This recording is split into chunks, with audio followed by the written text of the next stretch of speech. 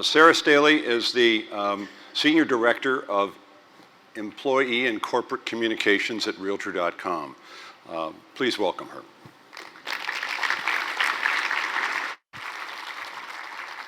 Good morning, everyone.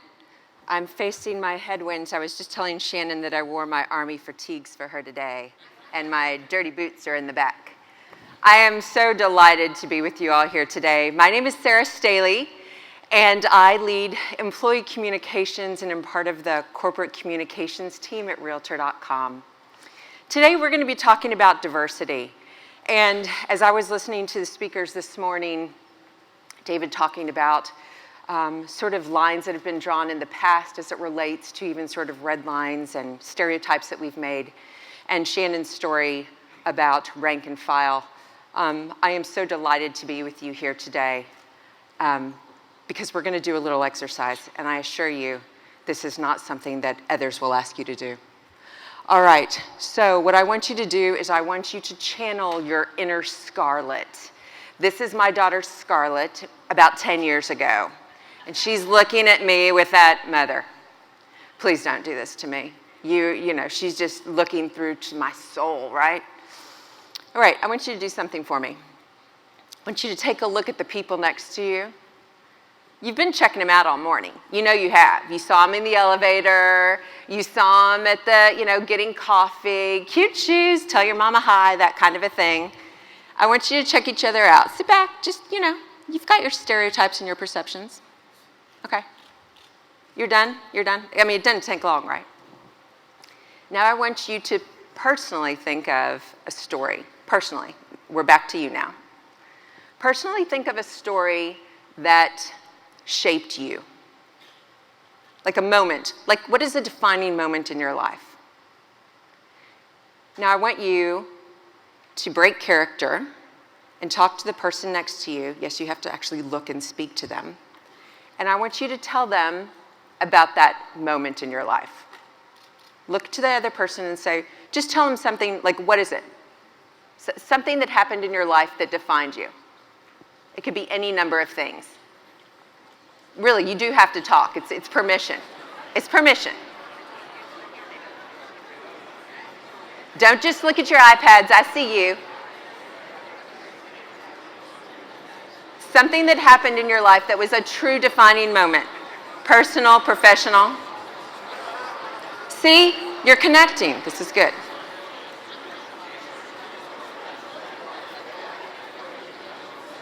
Okay. Have we connected? Awesome. All right, now I'm going to ask you to do something totally radical. Okay, come back to me.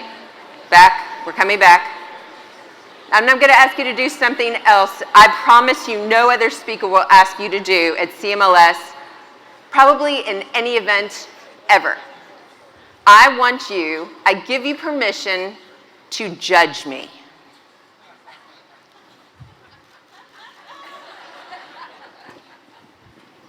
Judge me. You got your perceptions, stereotypes? Judge me? Okay. Let's think about that story.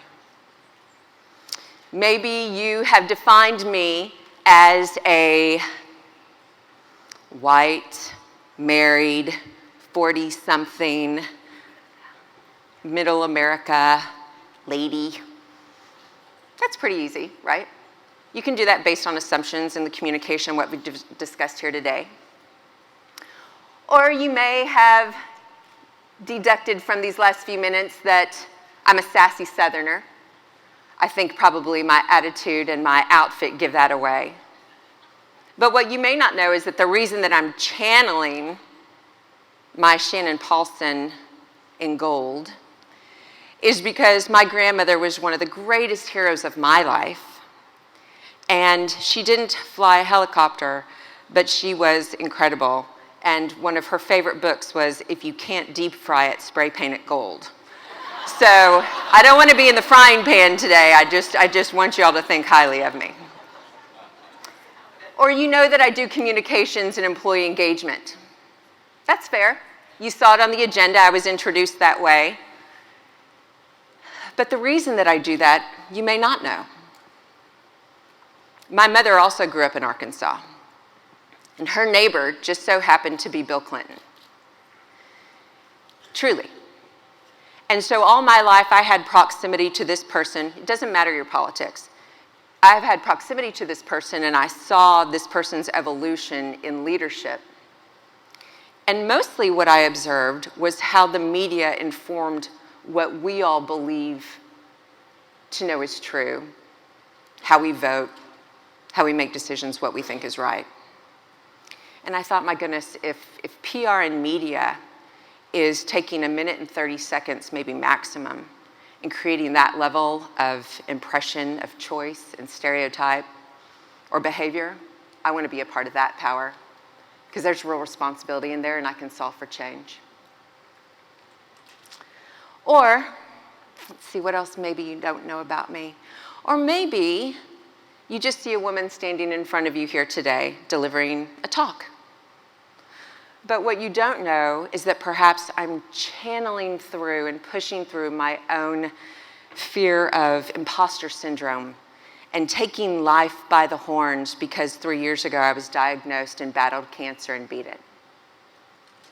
See, it doesn't take, thank you. But it doesn't take that much to break through stereotypes and get to know one another.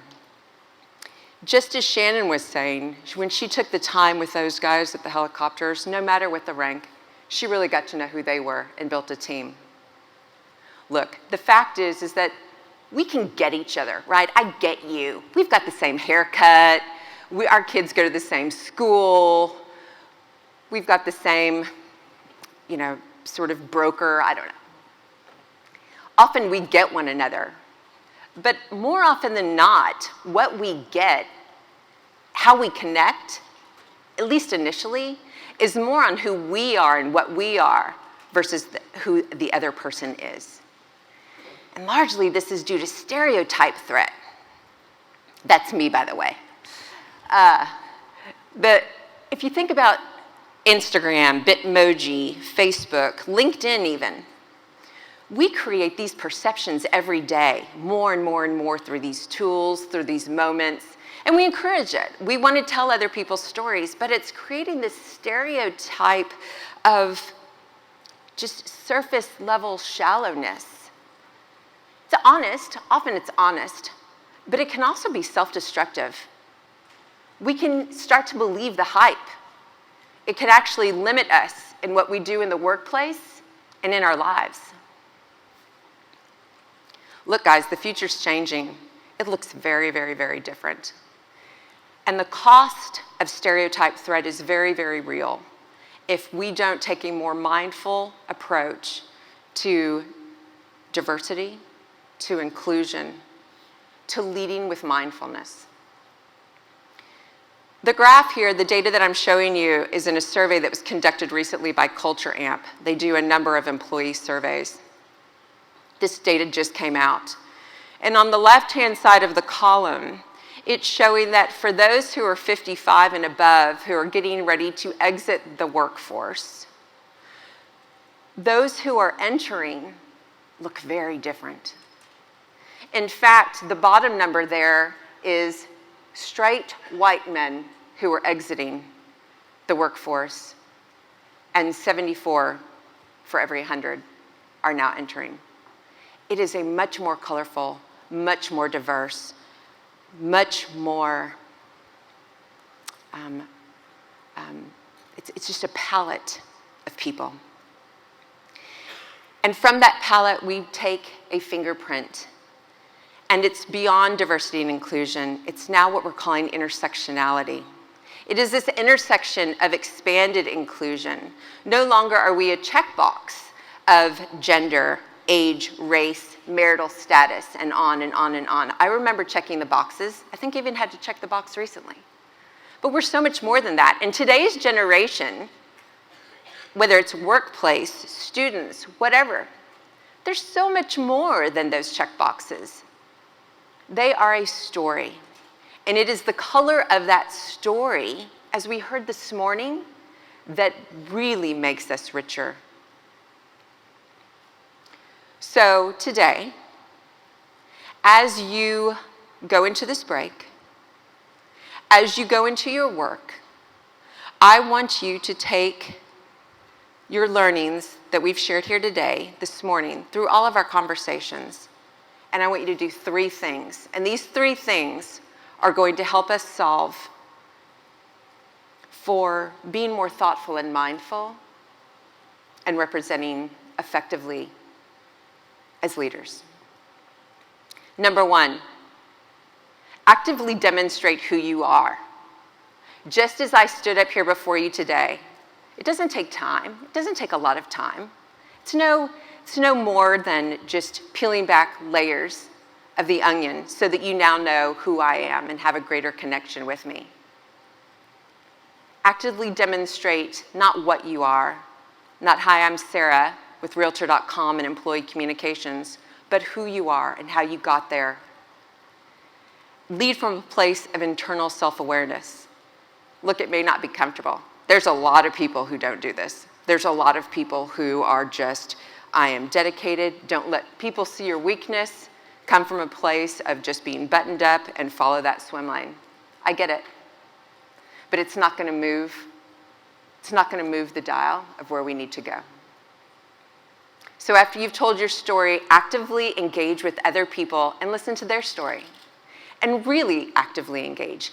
And not just with people who look like you, though there's a great amount of value in that, but people who don't look like you, or you may not have typically connected with. Inquire and listen.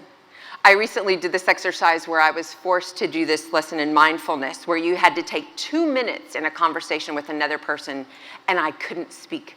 I couldn't respond back to them. I just had to listen. It was excruciating.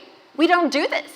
We nod, we make agreements. Oh yeah, that happened to me too. I had the very same experience. Oh yeah, I know what you're talking about.